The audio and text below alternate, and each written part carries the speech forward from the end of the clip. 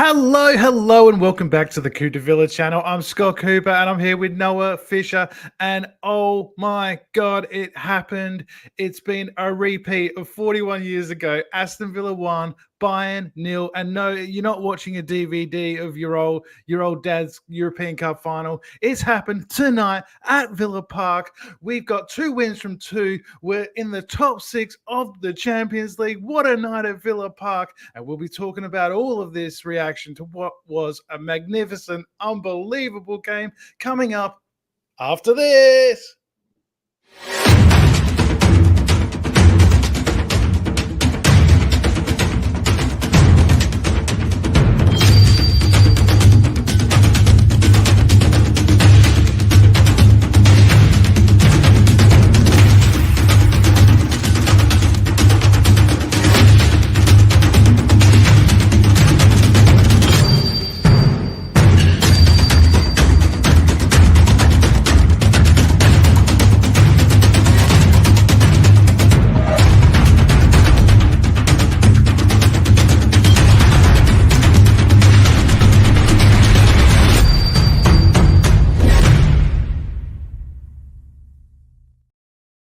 And welcome back to Cooter Villa on Live. Me and Noah were just dancing to the music there. We're having a great time. This has been an unbelievable night. It was definitely worth getting up at 2:45 in the morning for me.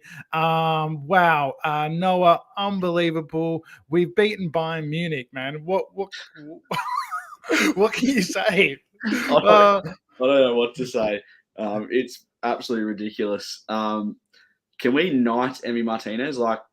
Oh, and John Duran while we're at it. The king was there, so there's every right I think he can do that. But I'm honestly in disbelief of that. Unbelievable. It's incredible. What a night. First of all, the lights, the fireworks, the flags, the atmosphere. It was a huge night. And, just seeing, the team there at Villa Park, the Champions League music, and we had Prince William, we had, everyone was out there. And I'm sure a few of you guys were at the game. Please let us know.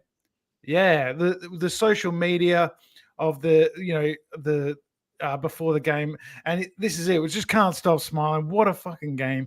I can't believe it, Scott. I can't believe it. I was messaging one of the guys in here. I was messaging Jack, who's in here, and had to give him a quick FaceTime call after the game because it's just bonkers. It's absolutely from where we've come from in 5-6 years ago to beating Bayern Munich in the Champions League.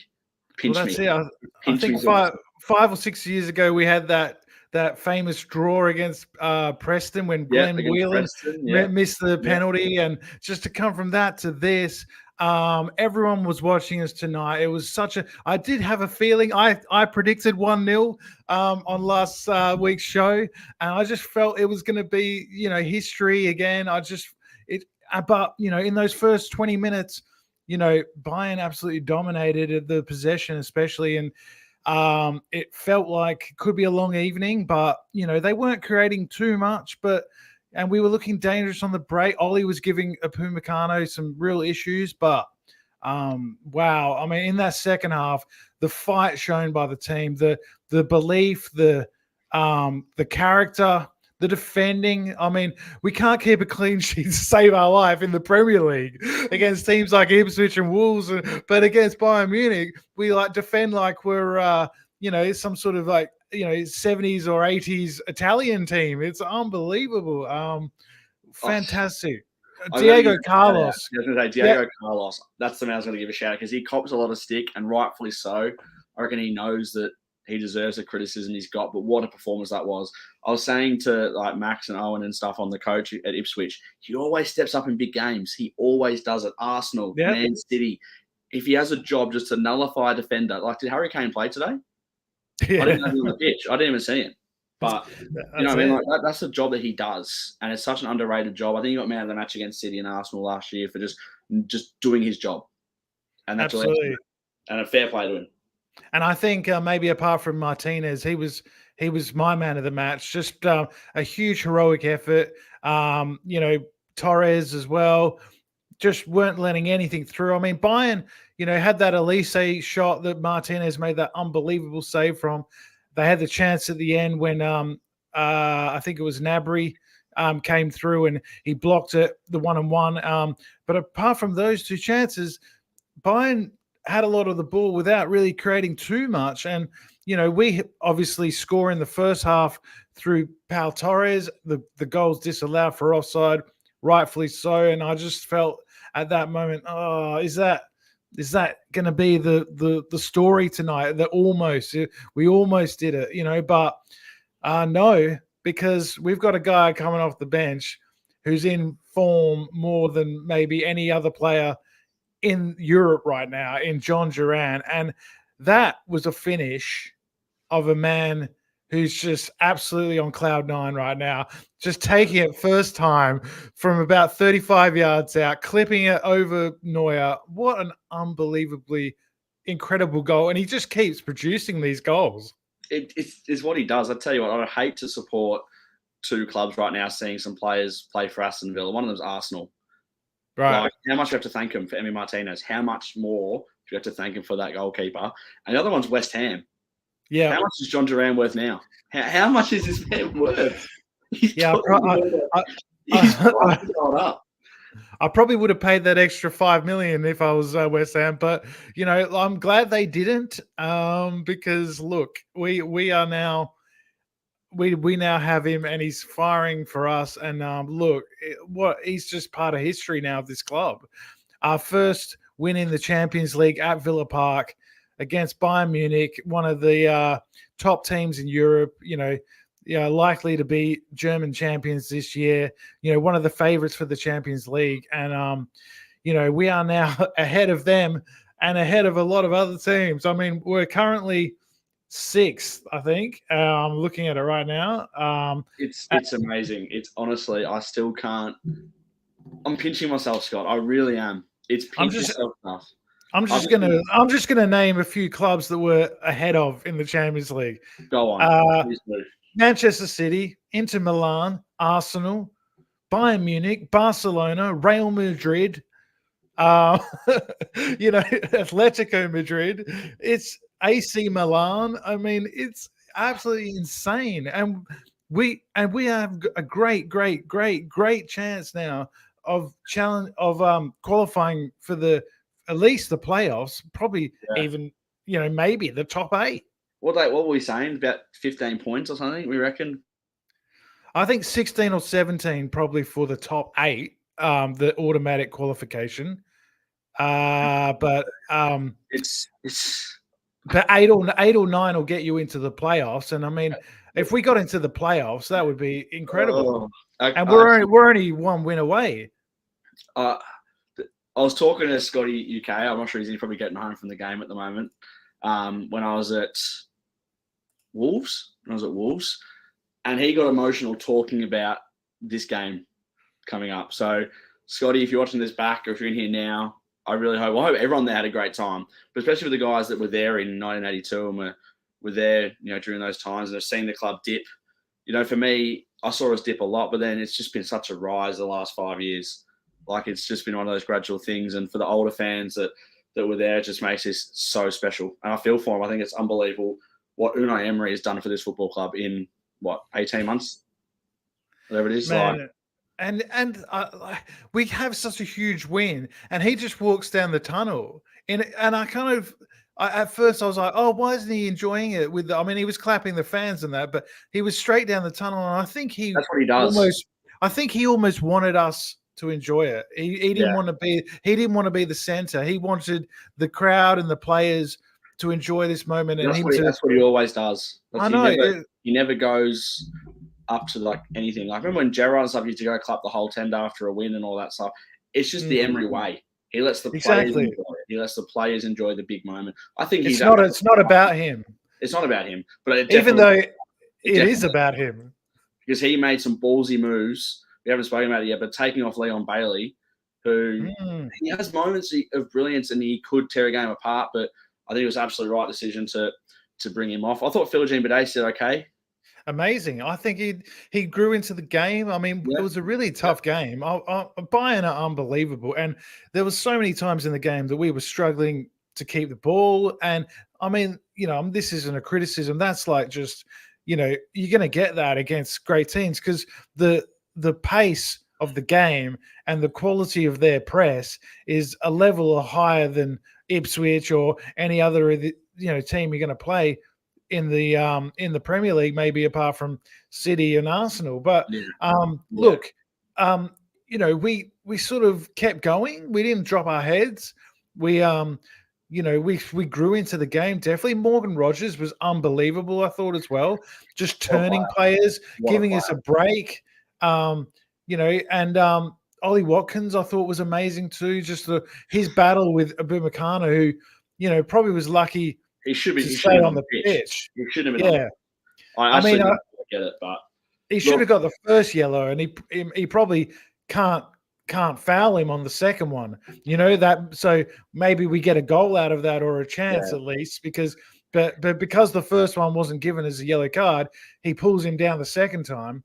But he was causing real issues. Look, we didn't have a lot of chances. It was a bit of a smash and grab in some ways, but I think it's 100% deserved because, as someone said earlier, Unai masterclass. Absolute. Like, oh yeah, here we go. Kieran saying his tactics were spot on. Just to sit a bit further back, a little bit of a deeper block than usual, low block. And, we sort of have more of a middle block, normally a bit higher. But, we were sitting back because of the pace of Elise and Gnabry and these guys, And, I thought Digne did well. I thought Concert was much, much better than the weekend. And we sort of, didn't give them a lot. And, credit to Emery, credit to the players. Unbelievable performance. It's you go back to Ipswich, right? If we'd lost today, you're going to go on what was happening at Ipswich. What was happening? I'm still gutted we didn't win at Ipswich, right? Yeah. We deserve to win. But this win makes this week so much sweeter. And we've got Man United coming to Villa Park on Sunday with Fernandez obviously getting his red card cleared and stuff. But wow. That's I'm just speechless, Scott. I'm just speechless. It's just bizarre.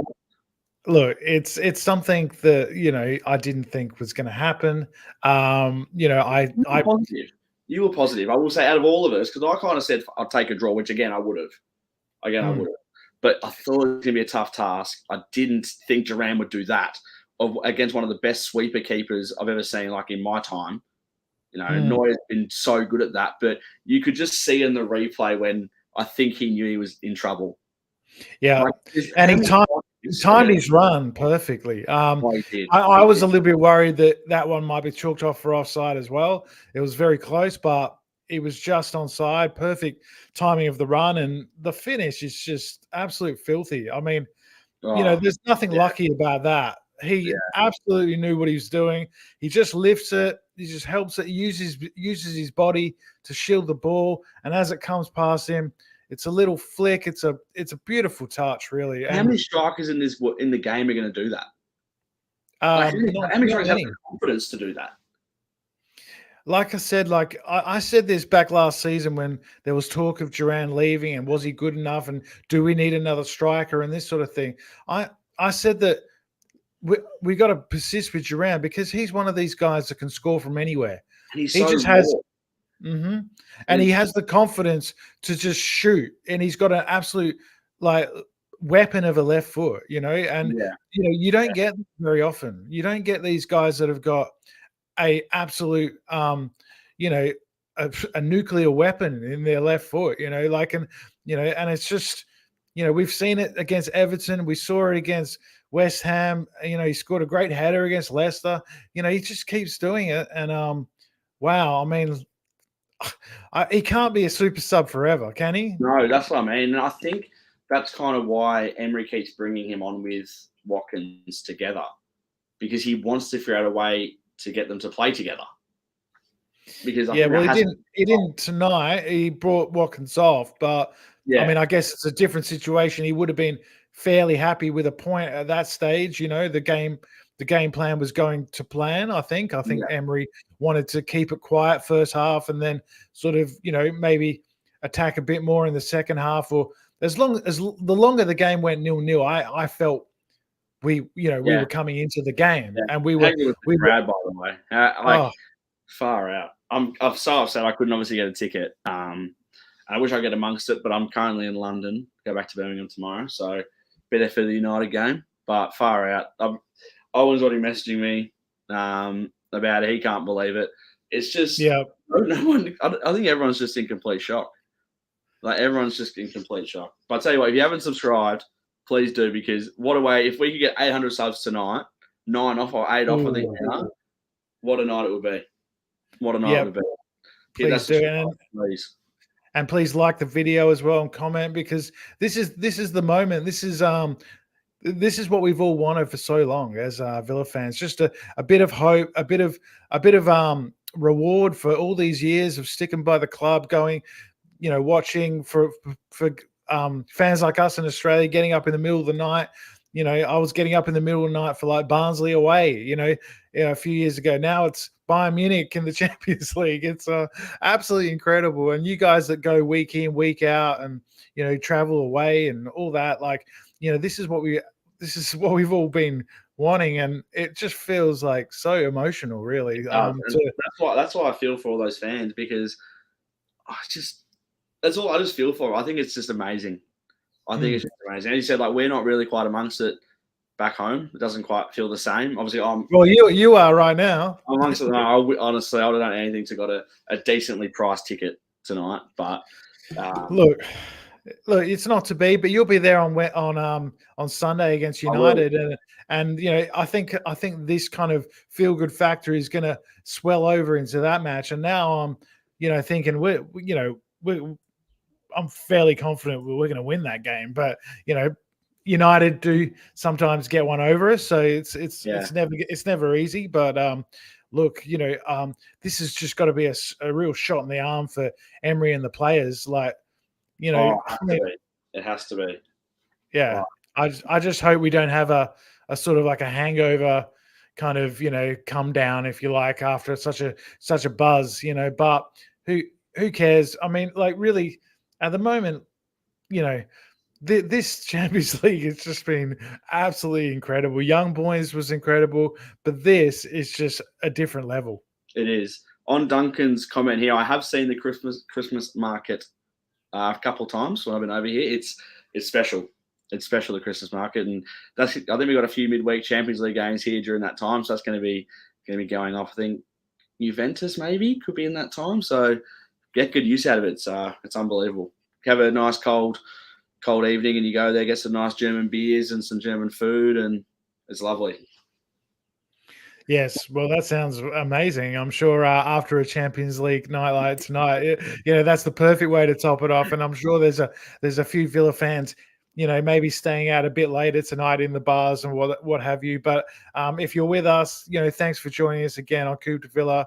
I can see a few of you in there that I don't recognize in the chat. So please make sure you like and subscribe and check us out after. We'll be doing a podcast after every week after United this week. So we try to do them every game, but it's hard to do them in week ones. Like I was like, we've got to do one. We've got to do one now.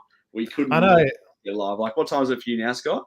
It's 20 to 6 in the morning. I've been up since 2:45 a.m. But it's commitment. I knew I wasn't going back to sleep. If we'd lost 4 or 5-0, I probably would have gone back to sleep for an hour before work. But no, I'm going to be absolutely buzzing all day after that. It's a huge game. I just can't believe it. My face hurts because I'm grinning so much. That's the truth. It's crazy, absolutely crazy. I mean, we can talk about a few of the things in the game. Maybe we get a bit more analytical instead of just going, "Wow, what a game!" But taking the Bailey off was a huge decision from Emery, and it's a massive decision. But I think it's the right decision. He's not been himself recently. I mean, he had a great assist on the weekend, but he has been quiet this season, and he's had an injury too, so it's probably a bit of that. And but we had to do the right thing for the team, and bringing Madsen on that left hand side and switching Filogino, or who I thought was great, really grew into the game onto the other side. Really helped us, and look, you can't knock it, because after he brought him off, we scored and won the game. Yeah, exactly. And obviously that's going to be a confidence hit for Bailey. As Duncan said, he's clearly not fit. Yeah, he doesn't look fit. If you go back to what he was last season, he was flying past everyone, wanted to take people on, didn't mind about, he just wanted to get crosses in the box, wanted to do all that kind of stuff. But that's what I was going to talk about next. What Kangagat put in is JJ going off. I didn't think it looks like a groin. I was going to say groin injury. And I know we have the midfield depth, but JJ can be so important for us when he's on. He can be so important for us. Obviously now no McGinn, no JJ, if he's out long term, or if hopefully not, fingers crossed. But it didn't look good. And and it looked like Onana sort of came off. I don't know. I don't think that was an injury. I think Onana's just active, because he actually hasn't missed a game. He played at Wickham as well, remember? I think he played like 90 minutes at Wickham. So he hasn't missed a game for us yet. So I'm pretty sure it's probably just fatigue, to be honest with you. Richard's happy, and of course we are all happy. Good to see you, Richard. Good to see you all, Duncan. Yeah, all of you guys. It's just unbelievable time to be a Villa fan. This guy that Coxie's talking about, his turnaround in his career, I think, is not spoken about enough. I think he's right in that he did kind of dwell on the ball a couple of times, which was frustrating. And I mean, I think it's hard to come into a game like that off the bench, when you haven't played as much as maybe you'd like to have played this season. And that was a high intense game to come into, by the way. When he came on, it was 0-0 when he came on. So it's a high. It was insane. Game. Well, that's probably the biggest game he's played in for probably since when he played at Chelsea in the Champions League. Like, he hasn't played a game like that for a long time. No, and I mean, like you said, the press and the intensity from Bayern is incredible. They are a fantastic team, and they played very well, and they could have scored in this game. But you got to expect that. And Villa had to batten down the hatches for long periods in this game, especially, we were a bit nervous in the first 15, 20, and I think, but we got through that, and Darren says it perfectly here. Like, the only thing that matters is we won the game, and we battled hard, and we got a clean sheet. That's huge for us again. I know. We haven't conceded a goal in the Champions League. Fan, by the way. All right. So hi, Darren. Darren, if you must be gutted. Obviously, you didn't get Duran, but a question for a non-Villa fan is, how much do you think he's worth? If you guys want to pay 35, 40 million, how much do you think he's worth? I'm just curious, as a non-biased Villa fan that thinks he's worth 300 million. Well, a few people were saying 80 million, 100 million earlier. I mean, it's got to be sort of in that kind of ballpark. Maybe not 100, maybe sort of 60 to 80, I would say. He's priceless to Villa right now, Scott. Yeah, but there's no need to sell him. No, absolutely. No. He's got to be almost like the next in line for after Ollie, I mean, I guess how old's Ollie now? Like 28, 29? I think so, around that. But yeah, when we first signed Duran in that January, and I remember when he hit the bar against City. Yep. You there, Noah? Noah seems to have dropped out. So we'll just keep going.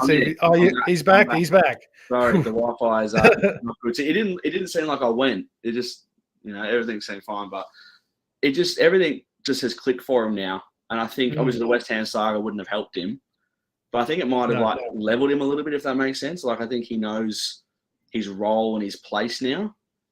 Well, think about it, man. He comes off the bench for 30 minutes, scores pretty much every week, and then, scores game winners. It's like a pretty good situation. I mean, if he was only getting 10 minutes at the end and not scoring, and we were losing games, right?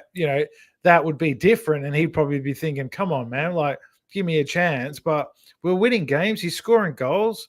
It's like, I think he's 20 years old. I think he can like kind of, deal with the situation and not get too frustrated. I mean, he's like I said earlier, he's a Villa hero now. Like, and it's true, he is our top goal scorer. That is absolutely insane.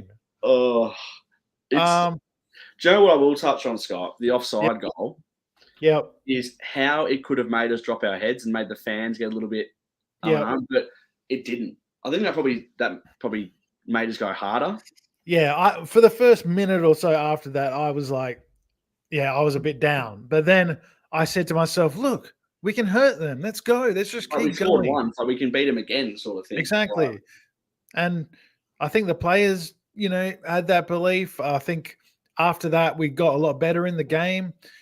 Rodgers, huge sort of shout out to Rodgers, because I thought, after he came off against Ipswich that he might miss this game. I was a bit worried about that, but he seems to be okay.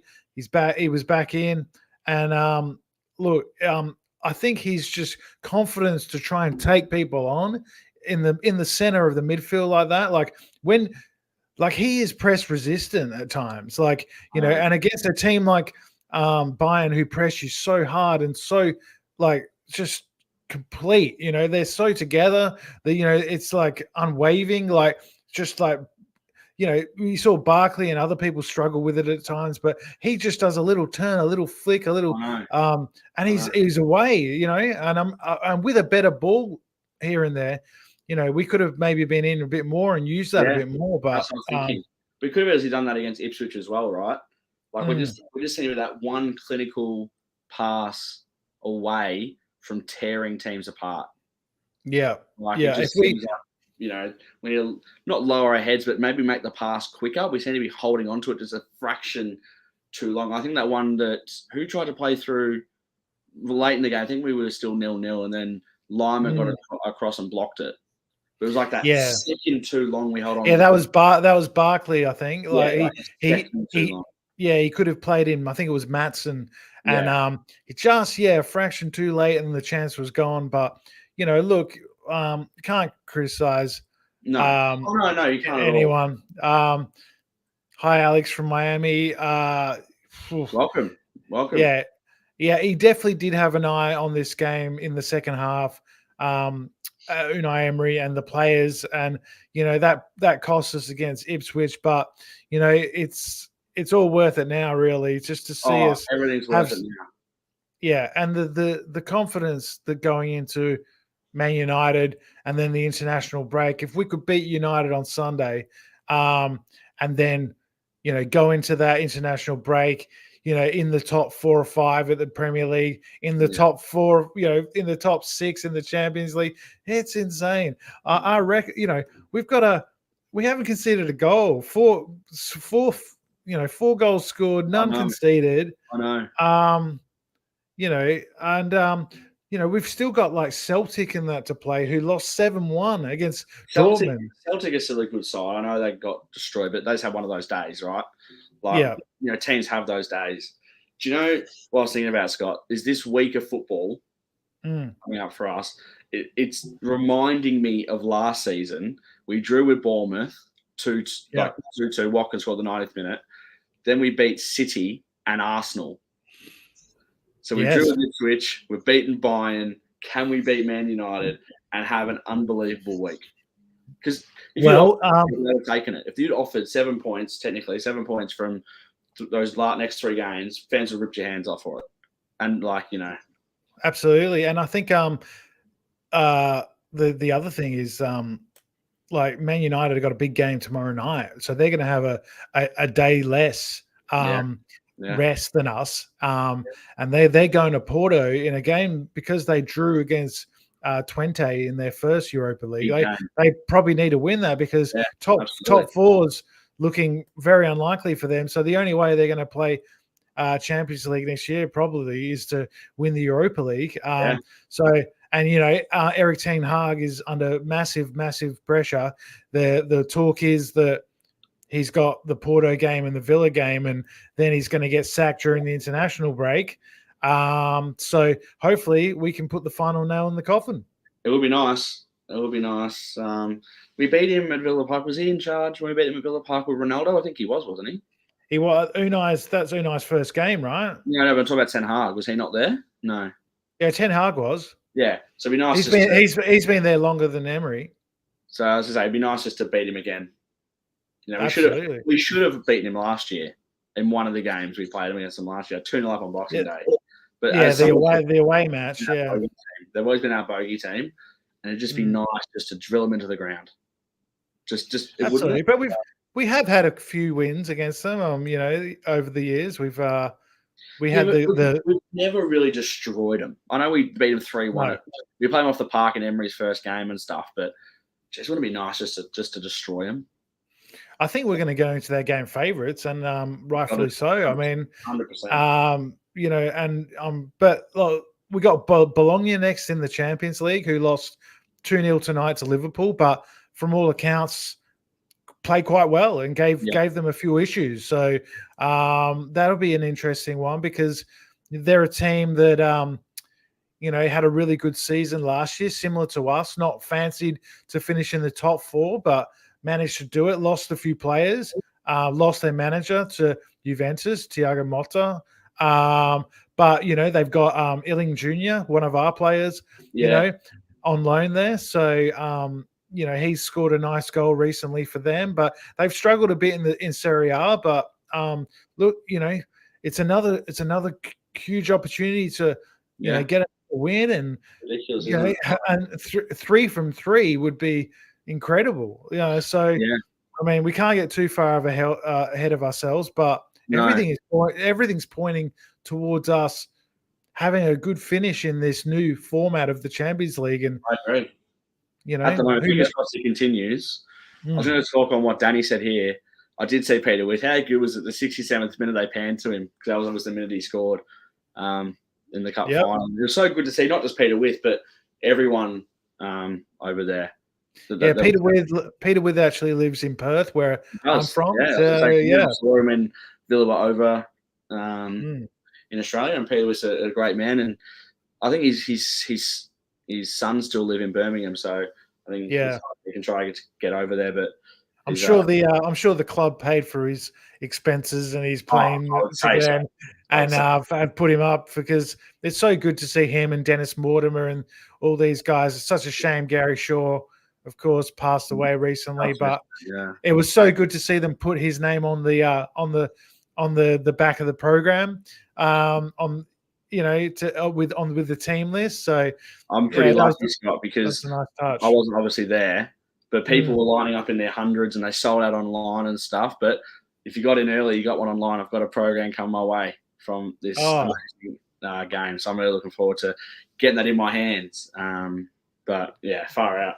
We'll look forward to seeing that on a later episode. 100%.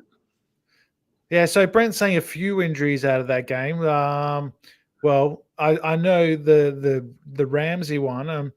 Onana probably has a knock, to be fair. I think it was after the game doing his fist pump and stuff. And Martinez went down, but I think that was maybe just let's calm things down and try and take a few seconds off the clock. Yeah. You know, but you know, we love Emmy for that sort of thing. You know, and Bailey's just not fit in general. This is an interesting comment from Duncan, and I think what I've noticed is everyone whose team is not in the Champions League is saying that this new Champions League sucks, and people like us, the Villa fans who are in the Champions League, are enjoying this new format, because every single point makes a difference. Because if you can get higher up that league, even if you're in the playoffs, you get a better seeding. It's all about the seedings, right? Going forward, so, you know, every point does count. And, you know, people say things like, oh, these games don't mean anything. There's a lot of blowouts or whatever, but there was always blowouts in the Champions League group stage, you know, but now teams have got more to play for. And I think that going forward, especially in the later stages, it's going to be quite exciting, and there's going to be a lot of permutations, and it's going to be quite interesting. So I actually do like this new format, and I think I do like it as well. Yeah, I think it's interesting. I'm a fan. What do you thought on Adam's comment here? Yeah, I mean, look, yeah, he was bad. Like Abubakar should have got definitely booked for that first tug down on Ollie Watkins. I think it's denying a goal scoring opportunity. I think it's a red. Well, yeah, I mean, I was going to say there is an argument that it could be a red, but I mean, it's definitely a yellow, right? And and then and then on the second one, he can't pull him down, so that could have cost us in that moment there. So as I said, if we hadn't won the game, I think it's a different story because we got the result. We're all looking a little bit differently with a bit more of a smile on our face, to say the least. Yeah, definitely. And look, in the end of the day, the ref doesn't matter when you win. So, exactly.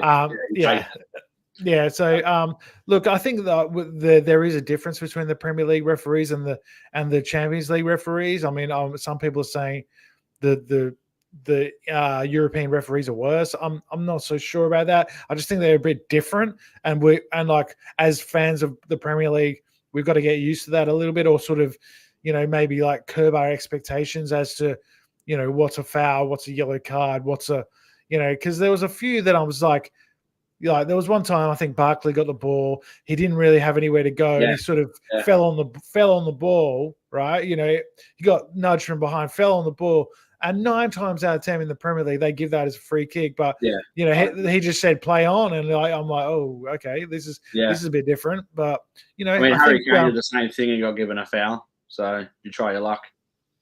Yeah, I was a bit worried at the end there when Diego Carlos handballed that one, and they got the free kick on the edge of the box. I could just see Kane like bending that into supporting Aston Villa thought that. Yeah, and that would have been. I don't know what Carlos was really thinking there. I mean, I don't know if anyone was going to get on the end of that ball. I don't think they were, but that was probably his one brain fart of the game, and he does seem to have them occasionally, but I thought he was amazing. So, I still think he was probably out of the outfield players our best player. But I think Emmy for those 2 crucial saves, I think just tips it for me because, without them, he was good for the whole 90 minutes. Emmy. There were so many players that were, to be fair. I thought Conser was very good. Obviously, Carlos. The whole back four I thought was Torres. Torres was great. Was good.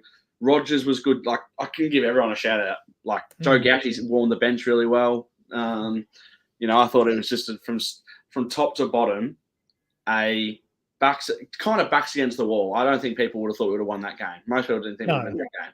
Backs against the wall, win. And absolutely. I thought Tillemans was a bit quiet. Maybe that was one who didn't have his greatest game, but when he got the ball, he was good. You know what I mean? Like, I think they nullified. They did their research. I know how he's going to play, and they probably nullified what he's going to do. And other teams will do that as well, but it frees up other players. I thought Rodgers, when he carried the ball, was amazing. Yeah, like, when he gets going, how quick is he, by the way, and how strong?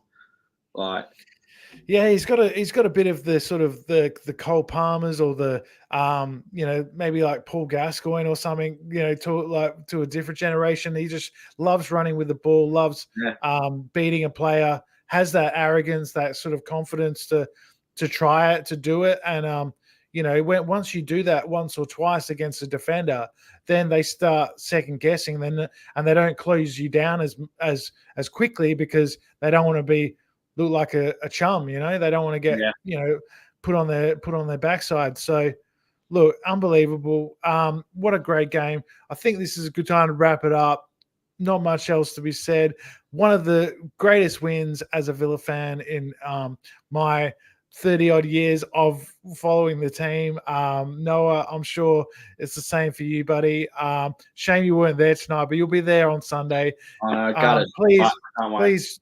Please all join us after the Man United game for our live video there. Like and subscribe if you haven't. And what a night at Villa Park. I hope you all enjoyed it as much as I did. I'm sure you did. Up the Villa, and we will see you for the next one. Champions League, we're doing it. This is it. All right, up the Villa. Up the And we'll see you next time.